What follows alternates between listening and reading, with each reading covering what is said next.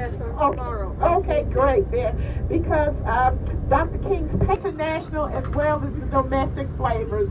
And next to the world of Coca-Cola, if you'll look to your right, you'll see the world's largest aquarium, the Georgia Aquarium, 1996 Olympics.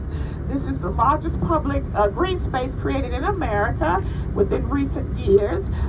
You'll remember that this is where the public gathered during the 1996 games, and sadly this is where the bomb went off, killing one person and injuring hundreds of people. And you'll notice as we drive by the park, there are bricks laid out in a quilt type pattern, and names are engraved on these bricks. There are over 30,000 bricks on the grounds of the park. And if you or someone you know purchased a brick to become a part of Olympic history, and you want to know where your brick is located, all you have to do is go to the computer center there to the right and type in your name, and they'll tell you where your brick is located. There's a lot of Olympic history to be learned in the park. If you look to the far right, you'll see a statue of Pierre de Coubertin, the man who founded the modern day Olympics. You'll learn a lot about the Olympics in general and the Atlanta Olympics specifically. And during the summertime, we have the famous Olympic fountain, where children come from all over the metropolitan area to play in the beautiful Olympic fountain. Of course, the fountain, you'll be able to see where the fountain is located as we go through the next intersection, but it's not on. It doesn't come on until you can see the Ferris wheel. You know, every great city has a Ferris wheel. London has the Eye. I know Paris has one, and now Atlanta has a Ferris wheel. Of course, if you go to the top of the Ferris wheel, you get a good view of downtown Atlanta. This is another view of Centennial Olympic Park. And if you look to the right, you'll see a building with a steeple-type top. That is the Bank of America building, one of the tallest buildings in downtown Atlanta. If you look to the left, you'll see the College Football Hall of Fame. If you look at a lot of sporting events that come out of Atlanta. Courtyard to the Center for Civil and Human Rights. I know that That's about it. Now, if you look to the right, you'll see these tall towers here. You may wonder what they are. They are solar powered panels to the right. And another statue left from the Olympics is to the right, and it's called the Gymnast. It's been there since the Olympics. Now, it seems like only yesterday that the world came to Atlanta for the Centennial Olympic Games. But you know, it's been over 30 years. But it seems like it was only yesterday that the Olympics were here.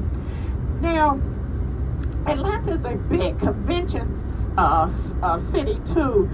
Luckily, there are no conventions going on today, because if the conventions were going on, we wouldn't be able to get through here so wonderfully as we're doing now. Because to your left is the Georgia World Congress Center, and this is where many of our big conventions and trade shows are held.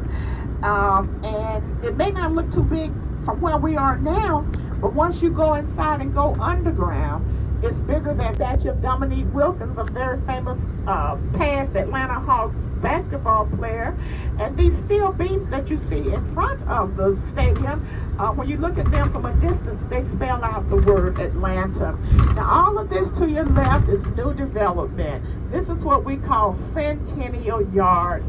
They are building all of these hotels, all of these apartments and condominiums above the original railroad tracks of Atlanta.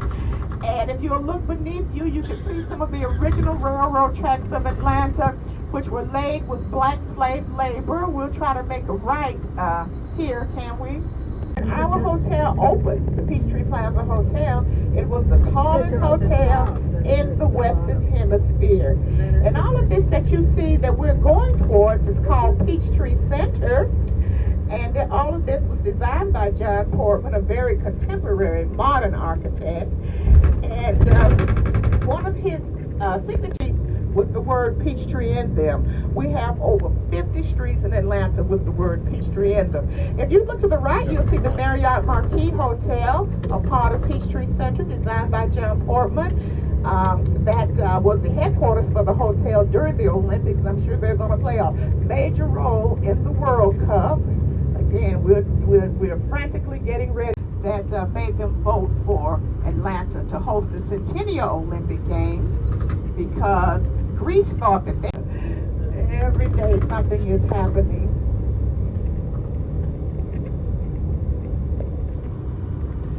Now, you know, many of the older southern cities used to look down on Atlanta because they thought we had no class. Didn't come to Atlanta until after the Civil War, and only 1 in 12 white families owned slaves prior to the Civil War. So Margaret Mitchell, who, as you know, was the author of Gone with the Wind, she was really, really upset with Hollywood